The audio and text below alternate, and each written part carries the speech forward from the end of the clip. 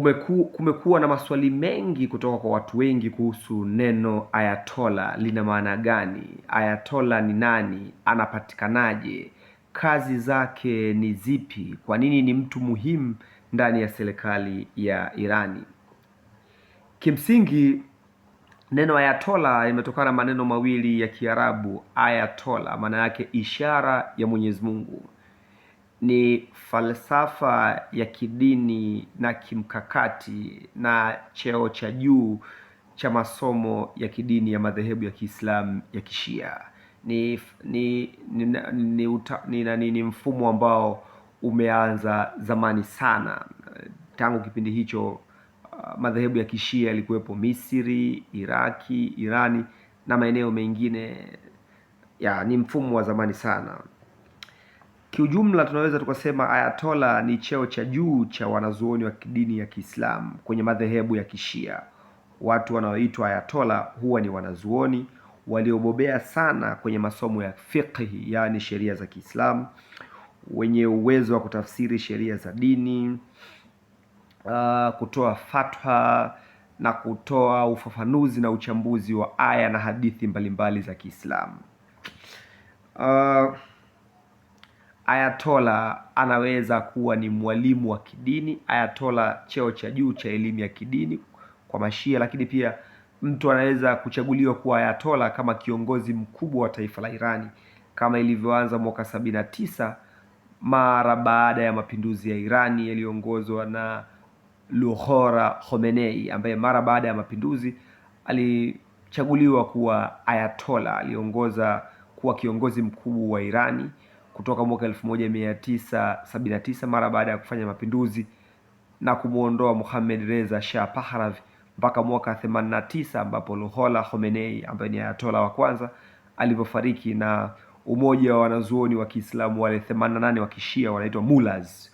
Mullahs ni umoja wa wanazuoni 88 ambao wanachaguliwa kutoka kila wilaya kule Irani, ambao wale ndio wanauza baraza la Mullahs, ambao lile baraza ndio linamchagua Ayatollah. Kwa mwaka 89 Mullahs walimchagua Ali Khamenei kuwa Ayatollah wa pili, na mwaka 2026 baada ya kuwa Ali Khamenei tarehe 28 mwezi wa pili, baraza la Kiislamu la Kishia katika mji wa Qoms, wale Mullahs walimchagua Mujtaba Khamenei, mtoto wa Ali Khamenei. Kwa hiyo mchakato wa kumpata Ayatollah, kwanza sifa za kimkakati za mwanzo ni masomo ya dini katika kufikia utaalamu wa masomo ya dini ya Hauza, yani seminari za Kishia kwenye miji ya Qom na Najaf kule Iraki. Kusoma miaka takriban 20 au 30 masomo ya dini ya Kiislamu na kufahamu historia ya Mashia, mashahidi wa Kishia, na hasa hadithi na mafundisho ya Imam Ali. Yani unatakiwa umebobea kwenye fiqh, tafsiri ya Qur'ani, hadithi, falsafa ya Uislamu. Kuwa mujtahidi, wanasema kuwa mujtahidi maana yake ni kuwa na uwezo wa kutoa hukumu za kisheria na ufafanuzi na uchambuzi baada ya kuwa mbobevu, na hukumu hizo hazipaswi kuhitilafiana au kutofautiana na wanazuoni wengine wa Kiislamu wa Kishia kutoka Qom, Najaf na maeneo mengine. Wale Ayatollah ikitokea amekufa au amejiuzulu, wale Mullahs 88 wanafanya vikao vya siri na kuchagua Ayatollah na kumtangaza, na wananchi wa Irani hawana haki wala mamlaka ya kupinga uchaguzi wa Ayatollah kutoka kwa wale Mullah 88. Yani rais wa Irani, baraza la mawaziri, bunge na mifumo yote ya mahakama, sheria yote inafata mawazo ya Mullahs na Ayatollah. Yani Ayatollah akikaa na wale Mullahs wakipitisha, rais wa Irani, baraza la mawaziri, mahakama na bunge wanafuata maelekezo kutoka kwa Ayatollah mara baada ya kushauriana na wale Mullahs 88. Yani watu 89, Ayatollah na wale Mullahs 88 wanamshauri rais, wanamtuma rais, waziri mkuu, waziri wa mambo ya nje, bunge, mahakama na mifumo yote ya kiserikali. Ni mfumo ambao Marekani anaupinga sana, pamoja na Israel na mataifa ya Magharibi. Sifa za kimkakati ambazo ni muhimu za kuwa Ayatollah nimesema unaweza ukawa ayatola kama kiongozi wa kidini, mwalimu mbobevu wa chuo kikuu cha Qom au Najaf, au unaweza kuwa ayatola kama supreme leader. Kwa hiyo kule Iran kuna maayatola wengi, lakini ayatola ambaye ni supreme leader ni Mujtada Khamenei, lakini kuna maayatola wengine takriban 12 ambao wanafundisha vioni, wengine ni washauri wa masuala ya mahakama, bunge na masuala ya kistratejia. Kwa hiyo sifa za kuwa ayatola kama supreme leader, kwa sababu ukiangalia sasa hivi the grand ayatola mkubwa kabisa mwenye cheo kikubwa ni Ali Sistani, anatoka Iraki, ndo ayatola mkubwa duniani. Ali Sistani kutoka Iraki, ambaye ni msimamizi wa kikundi cha PMF, Popular Movement Forces, ambao kinajumlisha wanamgambo Katabu Imam Ali na vikundi vingine 8 vya Kishia ambavyo viko Irani, ambavyo viko Iraki, ambavyo vina uhusiano na serikali ya Irani, lakini vinaongozwa na waziri mkuu wa Iraki bwana Mohamed Shia al-Sudan.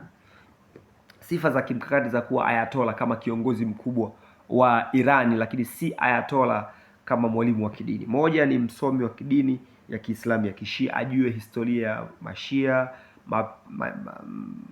historia maimamu mbalimbali wa Kishia kwanza Imam Huseini, historia ya Uislamu, sheria za Kiislamu, migogoro na vita ya fitna, lakini pia uwezo wa kutoa fatwa na hukumu za kidini. Mwalimu mwenye uwezo wa kufundisha vyuo vikuu vya Kiislamu vya Kishia kama Qom na Najaf. Awe na uwezo wa kulinda mapinduzi matakatifu ya mwaka 79 ya Irani. Mapinduzi hayo kwa mujibu wa mafunzo ya Kishia wanasema yalikuwa yanaikomboa Irani kutoka kwenye utawala wa magharibi na kuileta Irani kwenye misingi ya haki. Lakini pia ayatola kama kiongozi mkubwa lazima ajue hila, propaganda, historia, falsafa na itikadi ya mataifa magharibi kama adui mkubwa wa Irani, lakini pia ajue njama na propaganda za Israel. Awe na uwezo wa kumshauri na kumwagiza rais wa Irani. Lakini kingine, ajenge mtandao wa uaminifu na marafiki wa Irani. Kuna marafiki wa Irani walioko Syria, walioko Palestina, walioko Lebanon, walioko Bahrain, walioko Kuwait, walioko Qatar, walioko Iraki, walioko na Yemen. Awe anafahamu masuala ya kijeshi na masuala ya ulinzi na usalama. Awe na ushawishi kwa wananchi na uwezo mkubwa wa kutoa hotuba siku za Ijumaa. Lakini pia awe mtaalamu wa masuala ya ulinzi na usalama. Kwa hiyo hizo ndo sifa za kimkakati za kuwa ayatola. Nadhani hapo umeelewa kidogo kwa nini wa Marekani na Israel na mataifa ya magharibi wanaupinga mfumo wa ayatola, kwa sababu ni mfumo ambao umekaa kiimani na kiitikadi, na lengo la mataifa ya magharibi ni kutaka Irani kuiondoa kwenye mfumo wa Kiislamu, mfumo wa Kishia, na wailete katika mfumo wa magharibi kama ilivyokuwepo Irani ya mwaka 1979 kurudi nyuma kabla ya mapinduzi. Lakini wanataka wanawake wa Irani wawe na tabia za kimagharibi, baadhi ya mila na desturi za kimagharibi ziingie Irani ili wapate kuichukua Irani kama walivyovuruga mataifa mengine. Kwa hiyo ndivyo ayatola anavyopatikana, sifa zake.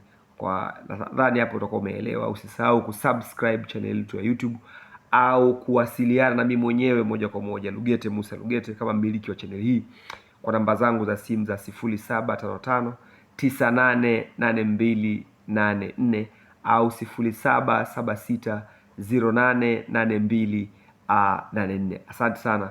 Usisahau kusubscribe channel yetu ya YouTube.